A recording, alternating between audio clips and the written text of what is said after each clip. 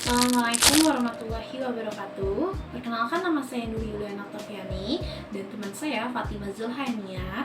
Kami berdua akan mempraktikkan mengenai medisin herbal. Pengobatan herbal yang akan kami bahas di sini ada pengobatan herbal pada masa kehamilan, persalinan, nifas, kemudian masa antara dan juga masa menopause. Boleh dinantikan untuk materi ini ya.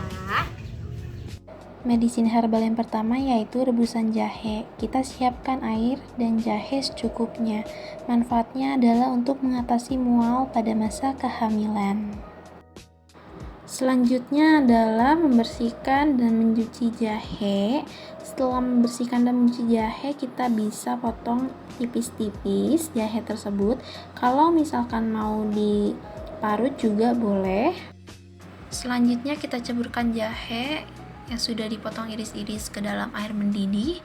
Kita tunggu 5-10 menit.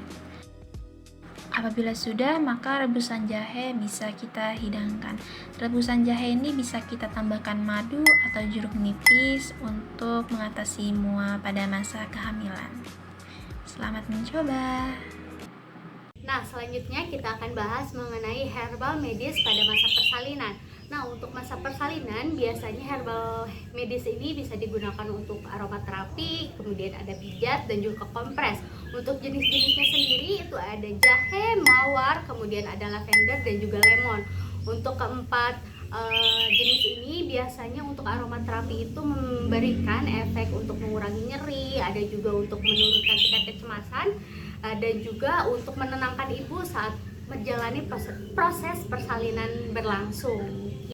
Rebusan daun sirih ini bisa digunakan pada masa nifas, terutama pada penyembuhan luka perineum. Langkah pertama yaitu kita rendam dulu daun sirih.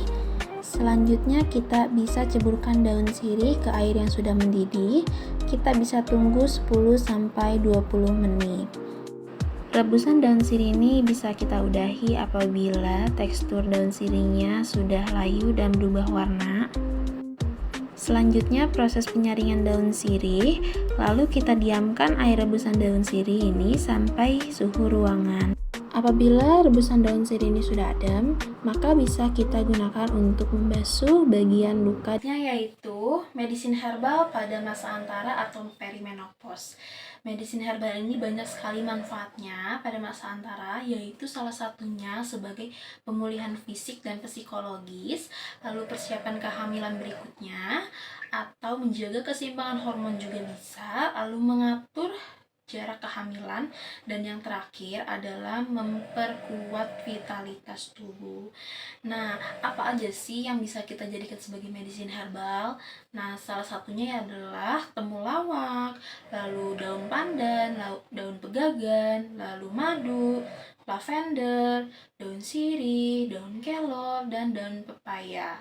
Nah, semua itu bisa kita aplikasikan dalam bentuk jamu-jamuan, aromaterapi, lalu sayur-sayuran atau lalapan, dan bisa kita jadikan snack.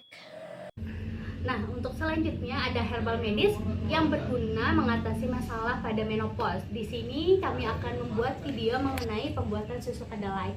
Boleh diikuti untuk proses pembuatannya. Sudah dari kedelai. Sebelumnya kita cuci terlebih dahulu kedelainya. Selanjutnya kita cuci kedelai menggunakan air bersih, lakukan secara berulang hingga kedelai berhasil tercuci dengan bersih.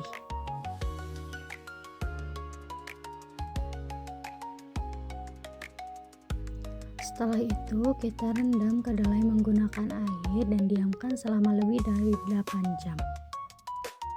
Selanjutnya setelah kedelai kita rendam lebih dari 8 jam, kita cuci kedelai menggunakan air bersih dan lakukan hingga kedelai tercuci dengan bersih.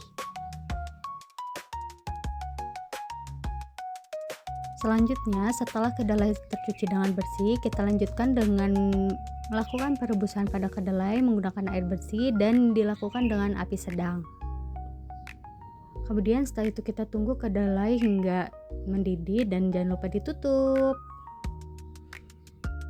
Setelah kedelai sudah mendidih, kita matikan api dan pindahkan kedelai yang sudah direbus ke dalam wadah atau ke dalam baskom.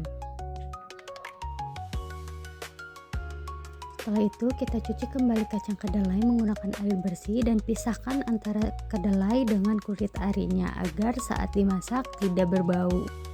Lakukan secara berulang hingga kacang tercuci dengan bersih dan terpisahkan dari kulit arinya. Setelah kacang kedelai tercuci dengan bersih dan sudah terpisahkan dari kulit arinya, kita lakukan penghalusan pada kacang kedelai menggunakan blender dan ditambahkan dengan air agar proses penghalusan berjalan dengan baik.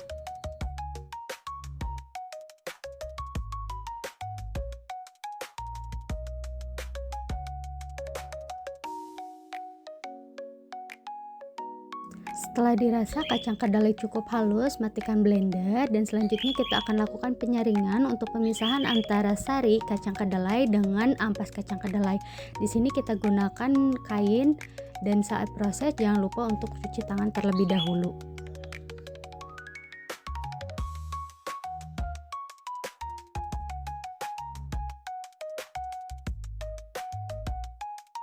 Pada proses penyaringan ini boleh dilakukan secara 2 kali untuk memastikan bahwa tidak ada ampas yang ikut pada sari.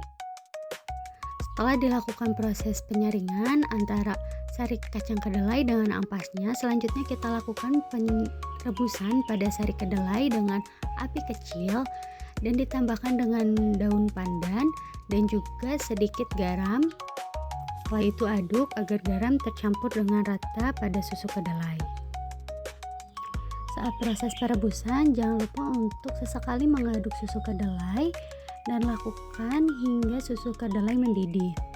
Setelah susu kedelai mendidih, kita matikan dan setelah itu kita lanjutkan memasukkan gula dan diaduk hingga gula terlarut pada susu kedelai. Setelah itu boleh kita lakukan koreksi rasa untuk mengetahui apakah susu kedelai masih kurang manis atau sudah pas. Jika dirasa kurang manis, boleh ditambahkan gula kembali. Selanjutnya kita diamkan susu kedelai 3-5 menit. Kemudian susu kedelai sudah bisa dinikmati, baik dinikmati secara hangat ataupun secara dingin. Selamat mencoba. Terima kasih atas perhatiannya. Dadah.